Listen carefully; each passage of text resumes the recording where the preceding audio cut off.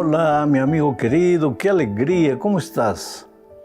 Hay que estar siempre optimista. Hay que cantar siempre un salmo, un cántico en el corazón. Mientras vas al trabajo, ¿sabes? Puedes escuchar estos comentarios o puedes colocar un himno.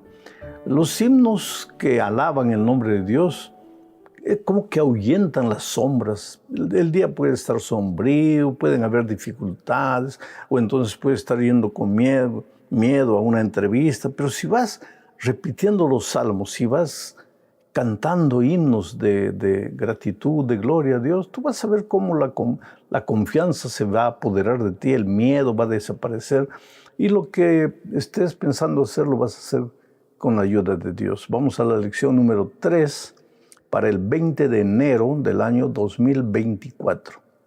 El título de la lección, El Señor reina. Y el propósito de esta lección es mostrar que Dios es eterno, soberano, creador de los cielos y de la tierra, que solo Él merece adoración, pero a lo largo de los siglos el diablo siempre ha querido sacar a Dios del trono y colocarse Él. Sacar a Dios del trono de tu corazón y colocarse Él. Sin embargo, Dios siempre ha tenido hijos fieles y aunque el enemigo ha hecho de todo para desterrar a Dios de la vida de sus hijos, no ha logrado. El propio salmista dice en el Salmo 25:10 lo que voy a leer. El Señor reina, se vistió de majestad. El Señor se vistió, se ciñó de fortaleza, afirmó el mundo y no se moverá. Quiere decir, a pesar del conflicto cósmico, a pesar de los ataques del enemigo, el Señor reina, el Señor es soberano.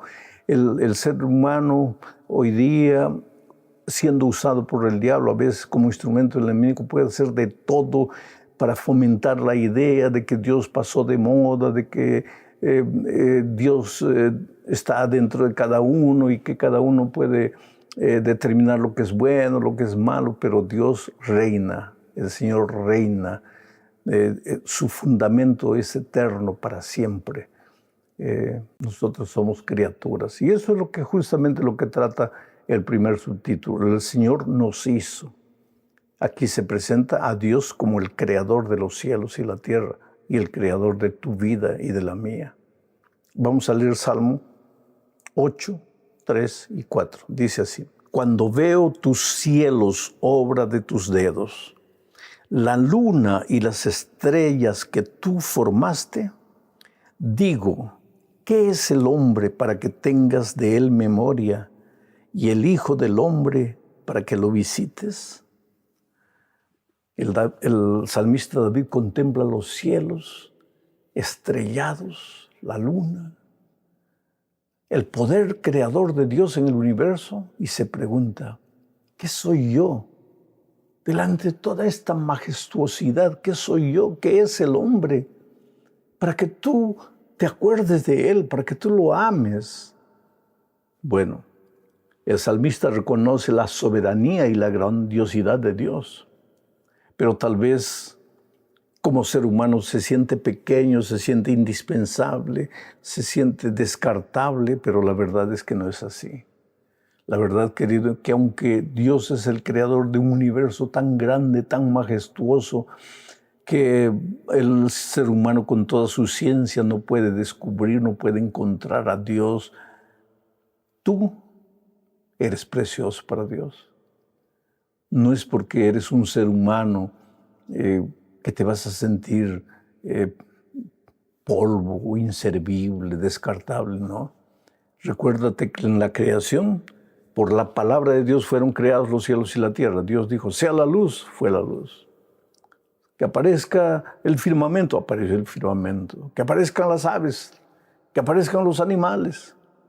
Pero cuando llegó el sexto día, no dijo que aparezca el hombre, sino que Dios se manchó las manos de barro para hacer al ser humano, para hacerte a ti. Por lo tanto, querido, tú vales mucho. Aunque la sociedad te golpee, aunque los seres humanos te hagan sentir que no tienes valor, aunque no hayas no tengas un título universitario, o aunque no tengas mucho dinero, o aunque en los patrones de belleza de la sociedad seas feo, o demasiado flaco, o que tu color no te guste porque eres amarillo, rojo. Dios te ama, tú eres precioso. Tú eres el centro de la creación. Dentro de toda esa majestuosidad de que Dios creó, tú eres el centro de la creación. Mira lo que dice el Salmo 100, versículos 1 al 3. Leo. Cantad alegres a Dios, habitantes de toda la tierra. Servid a Jehová con alegría. Venid ante su presencia con regocijo. Reconoced que Jehová es Dios. Él nos hizo y no nosotros a nosotros mismos. Pueblo suyo somos y ovejas de su prado. ¿Por qué es necesario reconocer que Dios es nuestro creador y nosotros somos criaturas? Porque si Dios no existiese y nosotros seríamos los que nos creamos a nosotros mismos, o nosotros seríamos frutos de la evolución, entonces, queridos, si somos frutos de la evolución, pues nuestra vida es una casualidad. Somos fruto del acaso. Entonces nuestra vida no tiene sentido. ¿De dónde venimos? De la nada. ¿A dónde vamos? Hacia la nada. ¿Qué sentido tiene vivir en esta tierra? Y cuando vienen las tormentas, tú, pequeñito ser humano, ¿cómo te vas a defender? ¿Vas a cerrar las ventanas para que el huracán no afecte tu casa? ¿Vas a colocar sacos de arena afuera para que el agua no entre? Cuando el huracán viene y cuando el mar se sale, arrasa con todo. Tú no eres nada, querido. Pero si tú reconoces que tienes un Dios creador todopoderoso, que tú eres criatura, cuando el huracán venga, pues tú vas a Dios y depositas tu confianza en Dios. Y no estoy hablando solamente del huracán físico, estoy hablando de los huracanes emocionales, de los huracanes psicológicos, de los huracanes espirituales. Tú estás seguro en los brazos de Dios si reconoces que tienes un Dios creador, que Dios se manchó las manos para crearte a ti con el barro. Vamos a la segunda parte, bajo el título El Señor reina. Es que Dios no es solamente el creador, Él también es el Rey soberano del universo. Porque ligado al concepto del Señor como creador está el concepto del Señor como soberano, como el gobernante de esta tierra. Leo para eso Salmos 97, 1, 5 y 9. Dice así: Jehová reina, regocíjese la tierra, alégrense las muchas costas. Los montes se derritieron como cera delante de Jehová, delante del Señor de toda la tierra, porque tú, Jehová, eres excelso sobre toda la tierra, eres muy exaltado sobre todos los dioses. Hay tres conceptos aquí. El primer concepto es que Dios reina, Dios es soberano. Y si Dios reina y es soberano, entonces Él necesita ser exaltado. Ese es el segundo pensamiento. Necesita ser reconocido como soberano. Por eso es, querido, cuando vamos a la iglesia tenemos que ir recordando que estamos yendo a adorar a un Dios soberano, no a adorarnos a nosotros mismos, no a satisfacer nuestros gustos, nuestras preferencias, sino a reconocer a Dios como soberano en nuestra vida. Y cuando digo soberano en nuestra vida, es Él el que determina nuestras acciones. Primer pensamiento, Él reina y es soberano. Entonces debe ser exaltado y respetado como soberano. Y el tercer pensamiento, Él es Dios sobre toda la tierra.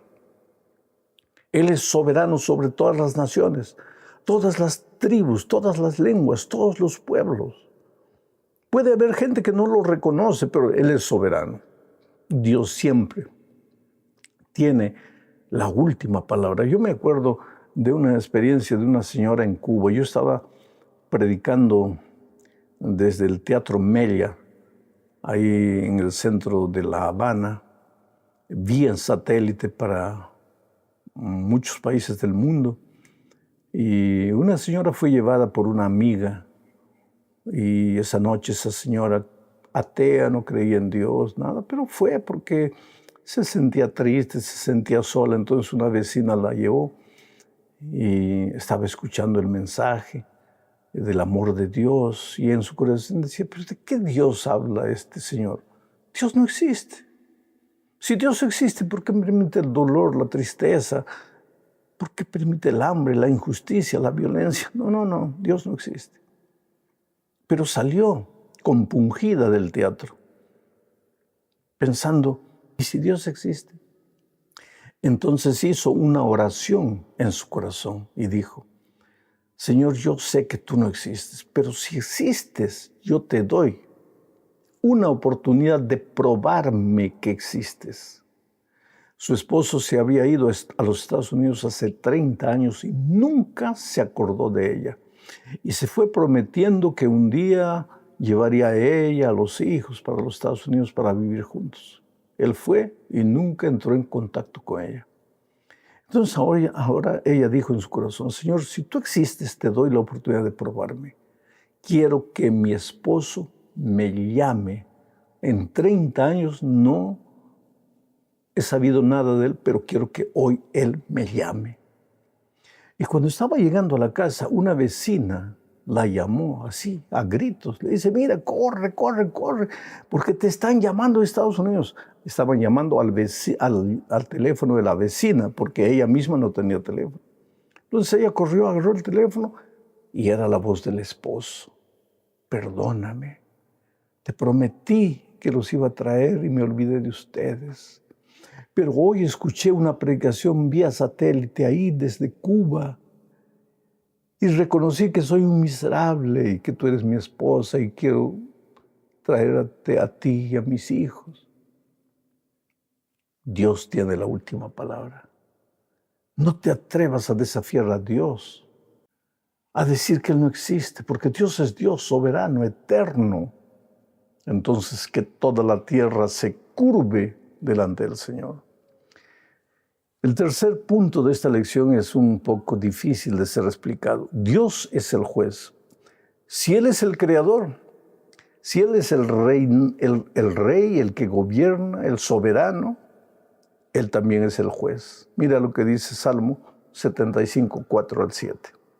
Dije a los insensatos, no os infatuéis, y a los impíos, no enorgullezcáis. No hagáis alarde de vuestro poder, no habléis con cerviz erguida, porque ni de oriente ni de occidente ni del desierto viene el enaltecimiento, mas Dios es el juez. ¿Sabes lo que Dios está diciendo aquí? El ser humano puede pensar lo que quiere, hacer lo que quiera, decir lo que quiera, pero quien tiene la última palabra, el que determina las cosas es Dios. Dios es el juez, Él es el que pesa las acciones, Él es el que decide lo que es bueno y lo que es malo. En un juicio, el delincuente puede buscar el mejor abogado.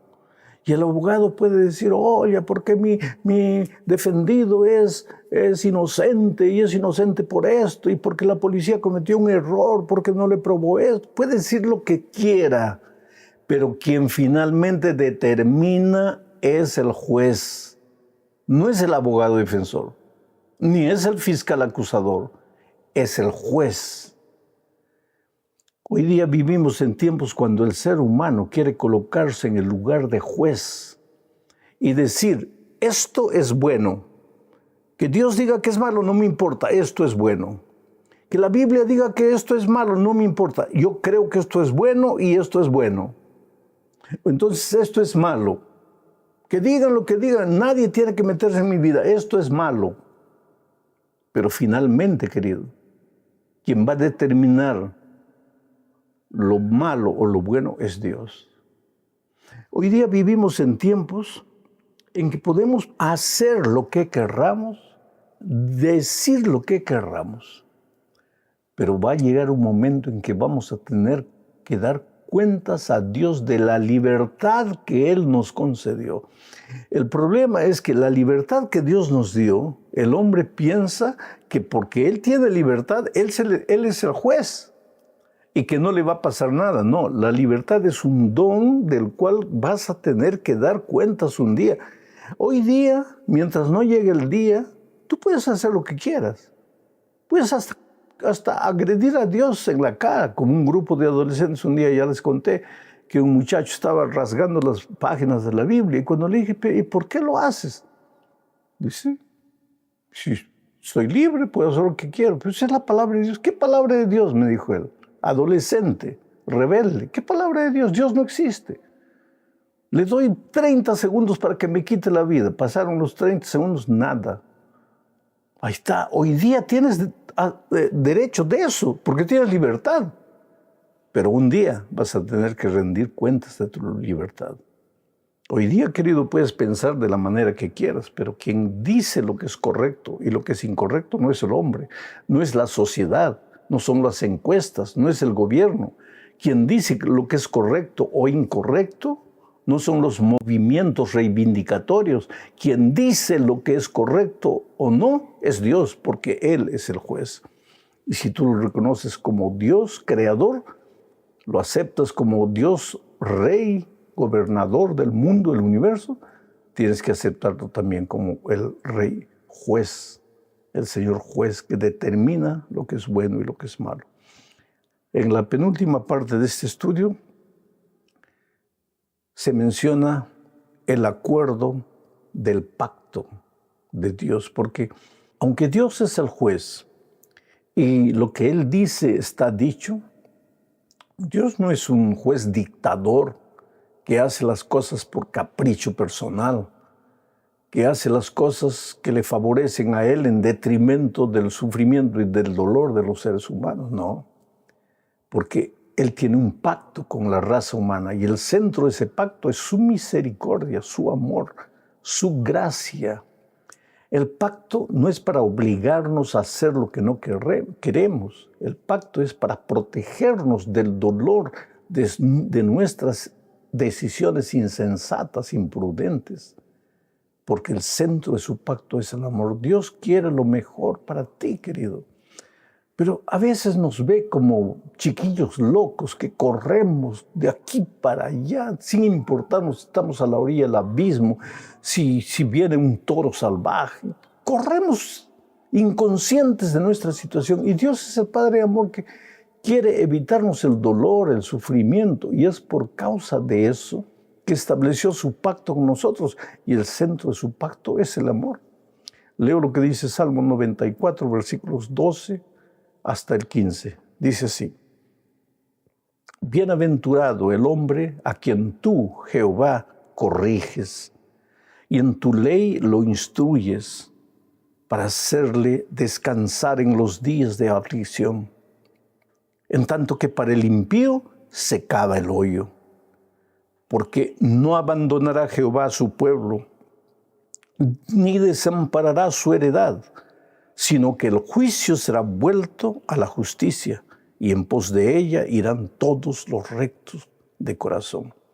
Es claro, querido, la ley fue establecida no para ser una carga pesada para el ser humano. Es una norma que protege al ser humano, es una cerca que protege al ser humano. En la medida que tú vivas dentro de la cerca de los principios eternos de la ley de Dios, los lobos rapaces no te devorarán, no morirás, no te caerás al abismo, pero tienes que caminar dentro del círculo de los principios del amor eterno de Dios.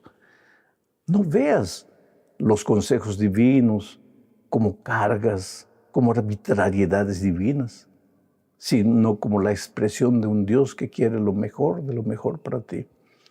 Y es por eso que sus testimonios, esta es la quinta parte, son firmes y son eternos. ¿Por qué? Porque provienen de un Dios firme y de un Dios eterno que no tiene mudanza. Mira lo que dice Salmo 93:5. Tus testimonios son muy firmes. La santidad conviene a tu casa, oh Jehová, por los siglos y para siempre. por los siglos y para siempre.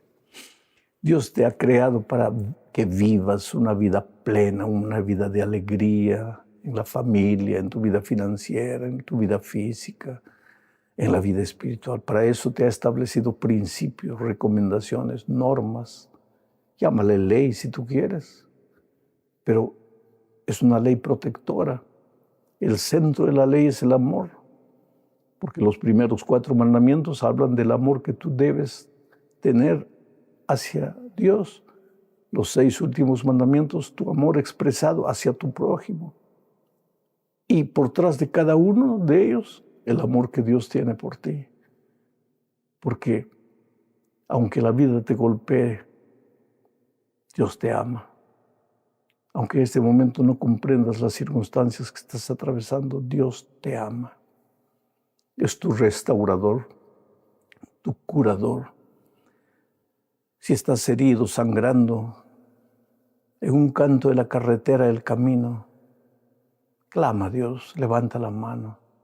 Dile, Señor, la vida me ha herido y no tengo fuerzas para seguir adelante, pero ven por mí, no me dejes. Y Él va a ir, Él va a enviar a sus ángeles y te va a levantar. Un abrazo, feliz semana, que Dios te bendiga ricamente esta semana. Felicidades, chao.